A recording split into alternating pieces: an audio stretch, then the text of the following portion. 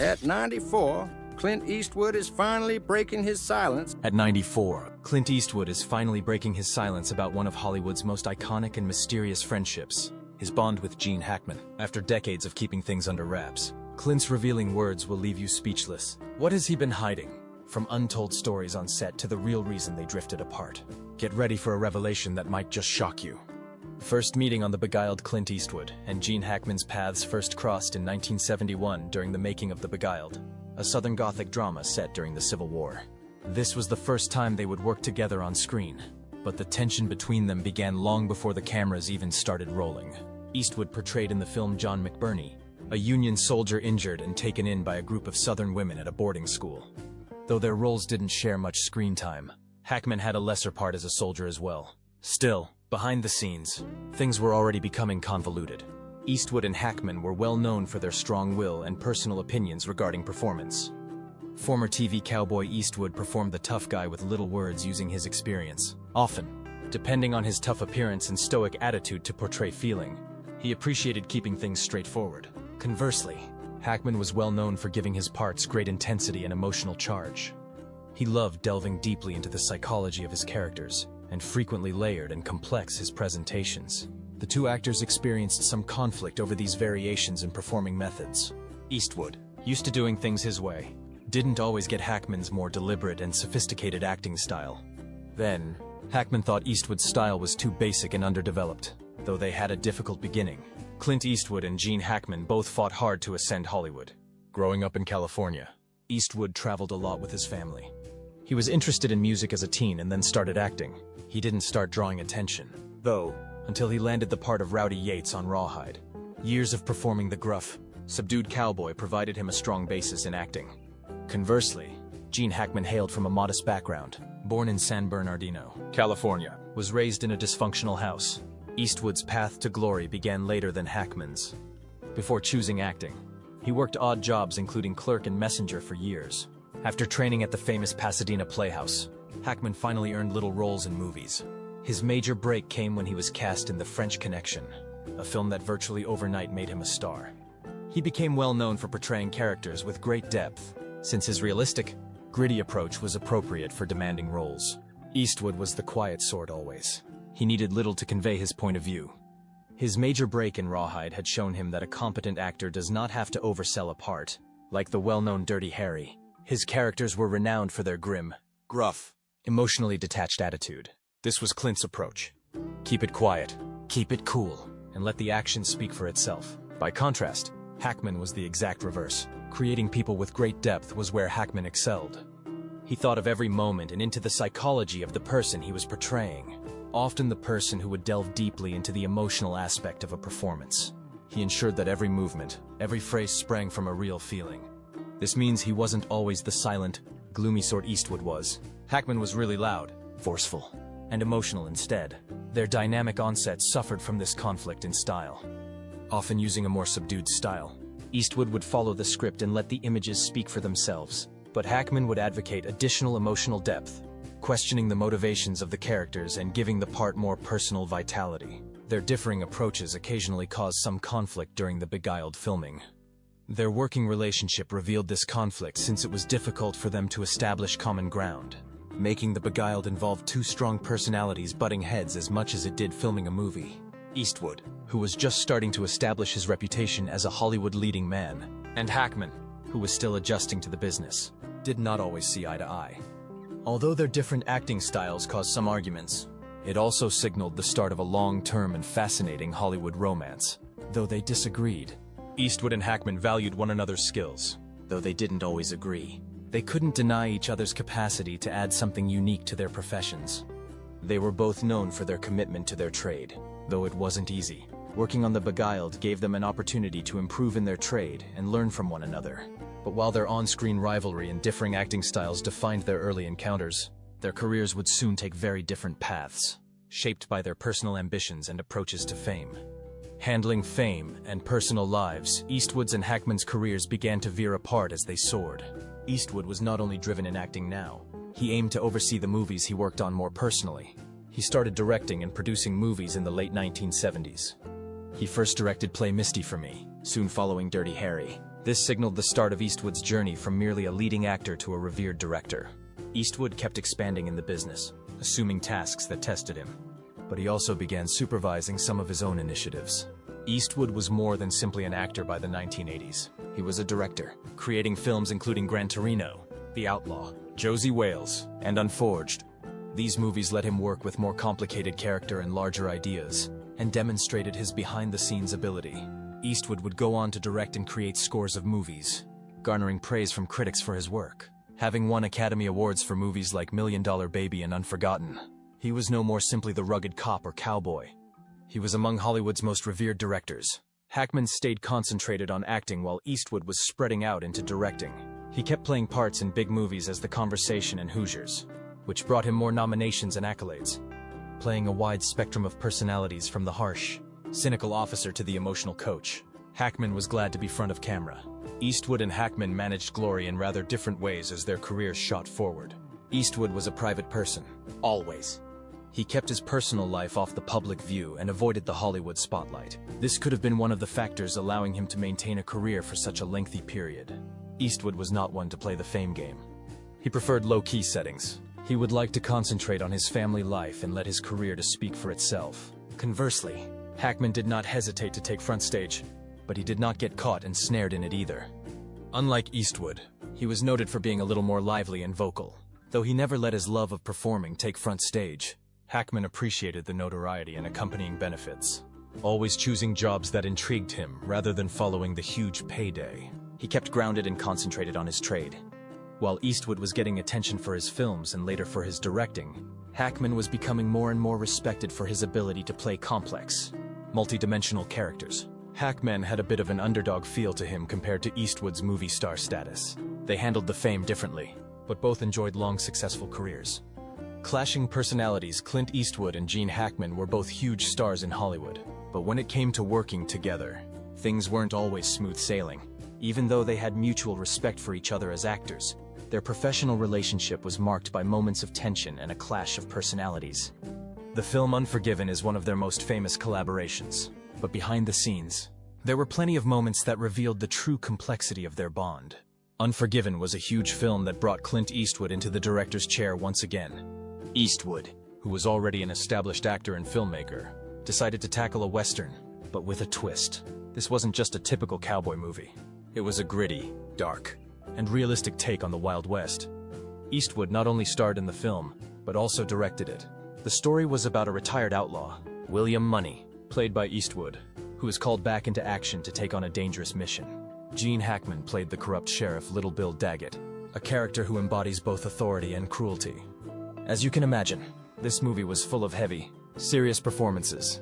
Eastwood and Hackman's characters were on opposite sides of the law, which made their on-screen dynamic electric. Their characters were tough, ruthless, and at times deeply flawed. Watching them act together was like watching two forces of nature collide. But that was just the surface. Off camera, things were a bit more complicated. Though they approached things in somewhat different ways, Eastwood and Hackman were both renowned for their strong will and great dedication to their work. Ever the professional, Eastwood spoke few words. He wanted things straightforward and disliked obsessing over his performances. He thought the action and feelings would speak for themselves. Conversely, Hackman was more methodically exact. He enjoyed delving thoroughly into his characters, knowing their backstories and motives. Especially when he disagreed with something, he was also somewhat more vocal. Often, this disparity in approach caused conflict on set. Eastwood was renowned for his reserved, quiet demeanor. Hackman was more expressive and unreservedly expressed his ideas. This resulted in some conflicts on the Unforgiving filming site. Later on, Hackman said he didn't always agree with Eastwood on how to handle particular sequences, particularly with regard to the motives of their characters. Eastwood was all about preserving things natural and grounded, whereas Hackman aimed to challenge limits and delve deeper into his own persona. Eastwood and Hackman had great professional regard, even if their working approaches differed. Having both earned their place at the top and understood what it needed to succeed in Hollywood, Eastwood was already well known as a big action star and director, and Hackman had taken home Academy Awards for his riveted performances. They were both really at their best on Unforgotten. Still, their different personalities generated an undertone of conflict, even if they valued each other's talents. Sometimes, Eastwood found Hackman's more passionate, forceful performance to be inappropriate, while Hackman often wanted to investigate every element of a scene, sometimes pushing for more. Eastwood was used to remaining in control and keeping things tight. Eastwood was renowned for his extreme protection of his directing vision. Hence, any departure from that would cause irritation. One narrative from the Unforgiven set illustrates how convoluted things become between Eastwood and Hackman. Hackman was supposed to be delivering a line of dialogue in a very exact manner during a particularly dramatic moment, but always seeking to give his character more complexity. Hackman began improvising, therefore altering the tone of the action. Ever the perfectionist, Eastwood felt this modification unacceptable and stopped the take right away. He gently but insistently advised Hackman that the passage should be delivered exactly as written. Used to more creative flexibility, Hackman found this to be unacceptable. Conflict has to do with their somewhat diverse points of view as much as with action decisions. Eastwood had always been a man who thought in hard effort, discipline, and doing things his way. Both on and off set, he was a conservative thinker who favored simplicity. By contrast, Hackman was more receptive to fresh ideas and change. Often shown in his acting, he was more liberal in his thoughts and appreciated investigating the complexity of life. The age difference between Eastwood and Hackman added still another element causing pressure between them. Eastwood was in his early 60s and Hackman was in her late 50s by the time they collaborated on Unforgiven, although their experiences differed, which adds to the suspense even if their distance seemed small. Eastwood had been in the profession for decades and had already established himself as a director. Hackman was more concerned in honing his acting technique. Both of them were at different phases in their careers, hence their interaction on set changed depending on their point of view. Eastwood was in command. Hackman had always been one to challenge limits and take calculated chances. Their different views on their positions in the sector produced a tense dynamic.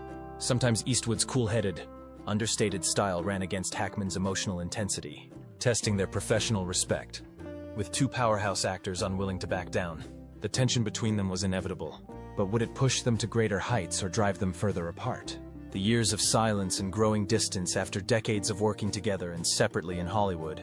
Clint Eastwood and Gene Hackman took very different paths in the late years of their careers. Their once close collaboration seemed to fade into silence, with no public acknowledgement of each other for many years. This period marked the cooling of their relationship and, in Hackman's case, a complete retreat from the public eye. But the reasons behind their silence and separation were far from simple. They were shaped by both personal and professional changes that each actor experienced in their own way. Gene Hackman's decision to leave Hollywood shocked many fans. After decades of successful movies, including The French Connection, The Conversation, and Unforgiven, Hackman decided to step away from the industry. Hackman was in his 70s by the early 2000s, and his choice was to withdraw from the celebrity and pressure that accompanied it, rather than from his job. Hackman did not make a great farewell or a huge announcement about his leaving. Rather, he progressed subtly, concentrating on his personal life and finding calm apart from the limelight. Many admirers questioned what became of the actor who had been among Hollywood's most passionate and revered performers. Some conjectured that Hackman was simply bored with the business, since celebrity usually meant sacrificing privacy. Others believed he was dissatisfied with the kinds of roles that aging brought about.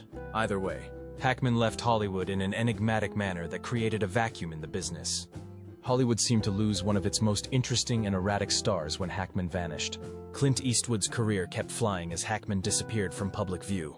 Eastwood kept producing, directing, and writing in addition to his acting. He became among the most esteemed personalities in Hollywood. Eastwood embraced his position as a filmmaker, assuming increasingly ambitious films such as $1 Million Baby, Gran Torino, and American Sniper. Unlike Hacker, who had left the business, Eastwood gained recognition not only for his tough guy performances, but also for his keen camera work, since his movies kept winning accolades. Long after Hackman had gone silent, his career had evolved to become even more dominant, and he remained a major name in Hollywood. Eastwood must have felt the loss of his old buddy even as he savored this continuous success. The retirement of Hackman served as a sobering reminder of how fast Hollywood may move on from someone, even someone with his talent. Eastwood's career prospered, but his personal thoughts from interviews revealed that the years of silence between him and Hackman were not always easy to swallow. Eastwood and Hackman's relationship looked to grow colder at this period. For years, the two did not spend any public events together. More about how their lives had gone separate routes than about whether they were rivals or whether anything significant had happened between them. Once conflicting on set, their egos seemed to drift more apart as Eastwood concentrated on directing and Hackman disappeared from the scene. Instead of a public conflict or major falling out, each actor's own path naturally produced this outcome. Eastwood was frequently questioned about his prior projects, particularly with Hackman in interviews, but he hardly ever provided any thoughtful analysis. Years passed when both performers seemed happy to let the past remain in the past. This lack of public recognition generated questions about their relationship. Were they still friends, or did the tension linger? For years, the truth remained a mystery, as both actors focused on their own careers, leaving fans to wonder what really happened between them. The big reveal. Clint Eastwood entered the later stages of his career. He began to reflect more on his past, particularly on his relationships with other actors. In his interviews, Eastwood started to open up about Hackman and their time working together. He admitted that despite the differences in their personalities, he always respected Hackman's acting ability. Their relationship, while often strained, was marked by a deep, unspoken understanding of each other's craft. Eastwood was careful to say that Hackman's approach to acting was different from his own, but that didn't make it less valuable. Eastwood also acknowledged that their collaboration on Unforgiven was one of the highlights of his career. Even though their working relationship had its challenges, there was no denying the magic they created together on screen.